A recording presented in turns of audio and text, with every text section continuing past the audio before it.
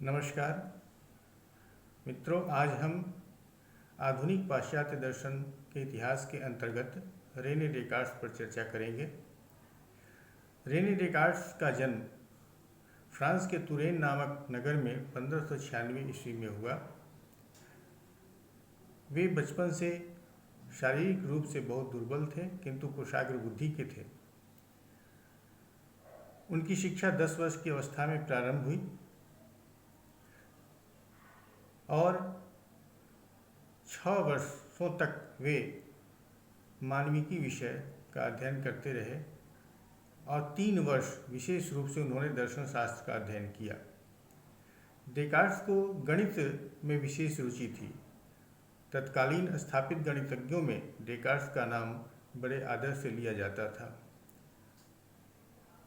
ईस्वी सन 1650 में उनका देहावसान हो गया। डेकार्ट्स की कुछ मुख्य रचनाएं हैं। उनमें discourse on methods, the meditation, the principles of philosophy और द पेशेंस ऑफ सोल, ये 4 उनकी मुख्य रचनाएं हैं। अब डेकार्ट्स को आधुनिक दर्शन का जनक कहा जाता है, इसके ऊपर चर्चा करेंगे। डेकार्ट्स चूँकि बुद्धिवादी दार्शनिक माने जाते हैं और आधुनिक पाश्चात्य दर्शन के इतिहास में उनका पहला नाम आता है। जैसा कि हम सब जानते हैं कि दर्शन जगत के प्राचीन काल में सौंदर्य और कला की प्रधानता थी। मध्य युग में दर्शन धर्म का दास हो गया था। मध्य युग के दार्शनिक प्रायः पोप और पादरी हुआ करते थे, जो धार्मिक मान्यताओं को तोड़ मरोड़ कर जनता के सामने प्रस्तुत करते थे। धार्मिक मान्यताओं में ही उनका विश्वास था और विश्वास ही उनके ज्ञान का एकमात्र साधन था। धर्म में कोई तर्क वितर्क नहीं होता, बल्कि मात्र आस्था और विश्वास को लेकर ही वह आगे बढ़ता है। मध्य युग का दर्शन प्रायः ऐसा ही था। अरस्तु के विचारों को तोड़ मरोड़ कर जनता के समक्ष पेश किया जाता था। तब डेकार्ट्स ने कहा कि चाहे हम प्लेटो और अरस्तु के समस्त तर्कों का अध्ययन कर लें, परंतु हम कभी भी दार्शनिक नहीं बन पाएंगे। चूँकि डेकार्ट्स एक उच्च कोटि के गणितज्ञ भी थे, अतः उन्होंने कहा कि एक ऐसी दार्शनिक विधि होनी चाहिए जो पूर्णतः क्रमबद्ध तथा ठोस हो, निश्चित एवं सार्वभौम सत्य की उपलब्धि में सहायक हो। चूँकि डेकार्ट्स को विज्ञान और गणित में विशेष लगाव था, इसलिए वे दार्शनिक सिद्धांतों को भी गणित के सिद्धांतों की भांति निश्चित एवं सार्वभौम बनाना चाहते थे। डेकार्ट्स को जिन प्रवृत्तियों के कारण आधुनिक दर्शन का जनक कहा जाता है, उनके विषय में भी थोड़ी चर्चा करने कि आखिर वो कौन सी प्रवृत्तियाँ थी, वो कौन सी पद्धति थी जिसके कारण उनको आधुनिक दर्शन का जनक माना गया। डेकार्ट्स ने अपने दर्शन में सबसे पहले बुद्धि को प्रधानता थी। चूँकि डेकार्ट्स एक कट्टर बुद्धिवादी दार्शनिक हैं, उन्होंने अपने दर्शन पद्धति को 2 भागों में बांटा। पहला निर्विकल्प अतीन्द्रिय अनुभूति और दूसरा सविकल्प तर्क। डेकार्ट्स ने सविकल्प तर्क को अपनाया, जो निगमनात्मक है, लेकिन ऐसा नहीं है कि डेकार्ट्स ने आगमनात्मक प्रणाली की अवहेलना की या उसकी उपेक्षा की, बल्कि उन्होंने कहा कि आगमन की सत्यता के लिए निगमन का होना आवश्यक है। दूसरा, उन्होंने अपने दर्शन में गणितीय पद्धति को अपनाया। डेकार्ट्स ने दर्शन को विज्ञान की ओर लाने का प्रयास किया। जैसा कि हम सब जानते हैं कि गणित की विधि निगमनात्मक होती है, जिसके अंतर्गत किसी दिए हुए निश्चित एवं स्वयंसिद्ध नियमों से निष्कर्ष निकाले जाते हैं।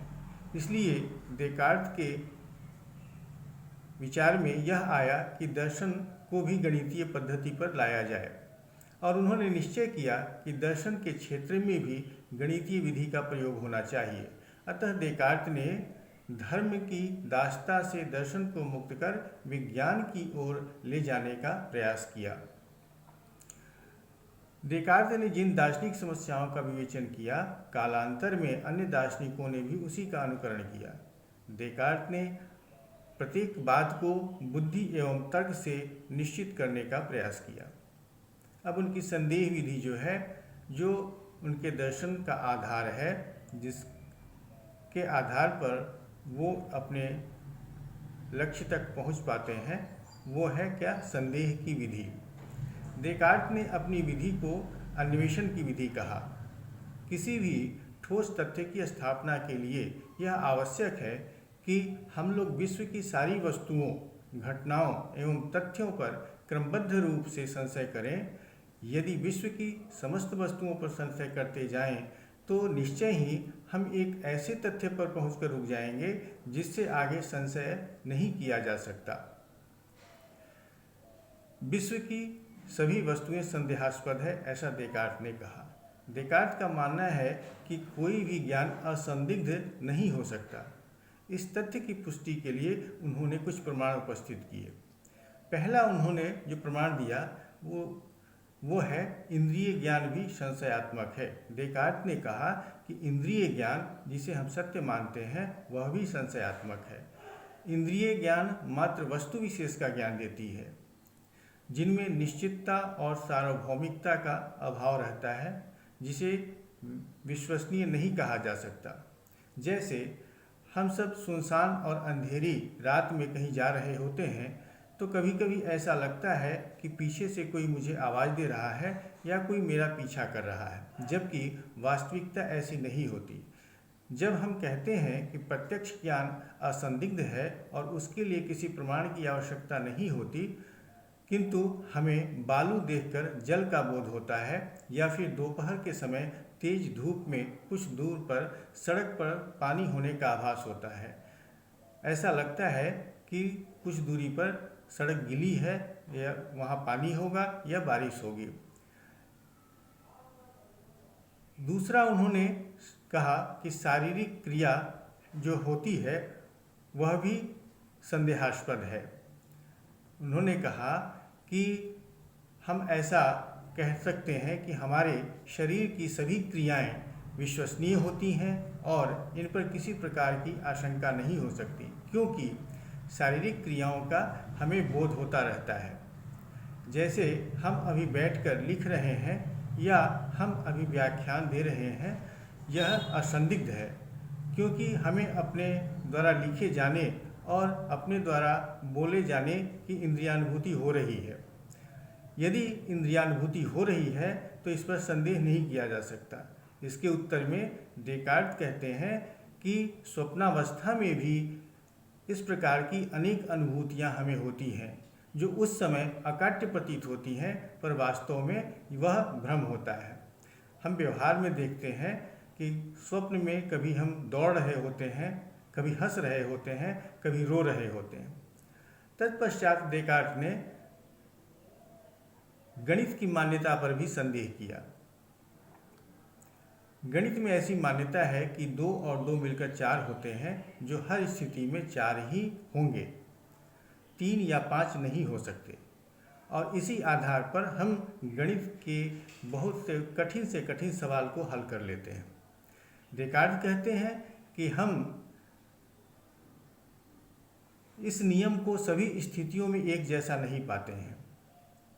जब हम 2 बूंद पानी को 2 बूंद पानी के साथ मिला देते हैं तो यह कोई आवश्यक नहीं है कि 2 बूंद और 2 बूंद पानी मिलकर 4 बूंद बने, क्योंकि बूंदों की संख्या उसकी मात्रा पर निर्भर करती है। यदि बूंदों की मात्रा अधिक होगी तो बूंद 3 भी बन सकते हैं, और यदि बूंदों की मात्रा कम होगी तो बूंद 5 भी बन सकते हैं। अतः देकार्त ने कहा कि 2 और 2 मिलकर 4 होते हैं, यह मानने के लिए हमें कोई शैतान या अज्ञात शक्ति विवश करती है। इस प्रकार देकार्त ने संसार की सारी वस्तुओं, तथ्यों, घटनाओं आदि पर संदेह किया। उन्होंने सभी ज्ञान को संदेहास्पद बताया। अब प्रश्न होता है कि क्या ऐसा कोई ज्ञान संभव नहीं जिसे पूर्णतः ठोस, निश्चित तथा संशय से परे कहा जा सके? इसका उत्तर देते हुए देकार्त ने कहा कि सभी कुछ संदेह युक्त हो सकता है, किंतु संदेह होने की जो प्रक्रिया हो रही है उस पर संदेह नहीं किया जा सकता। That I doubt can not be doubted. क्योंकि यदि संदेह की क्रिया गलत हो जाएगी तो संदेह किए जाएंगे वे सब के सब गलत हो जाएंगे। अतः संदेह करने की क्रिया सत्य है और वह संदेह मुक्त है। साथ ही जब संदेह की क्रिया हो रही है तो निश्चय ही कोई संदेही होगा, यानी संदेह करने वाला होगा, संदेह करता होगा, क्योंकि बिना संदेह करता के संदेह की प्रक्रिया नहीं हो सकती। अतः संदेह की प्रक्रिया से स्पष्ट हो जाता है कि संदेहकर्ता का अस्तित्व है जो असंदिग्ध है और जिस पर संदेह नहीं किया जा सकता है। जैसे ही मैंने यह सोचा कि सब कुछ मिथ्या है, वैसे ही यह अनिवार्यतः सिद्ध हो गया कि मैं जिसने यह सोचा अवश्य ही कुछ है और यह कुछ और नहीं बल्कि मैं हूँ और मेरी आत्मा है। सोचना या चिंतन करना आत्मा का धर्म है। चूँकि मैं हूँ इसलिए मेरी सत्ता है।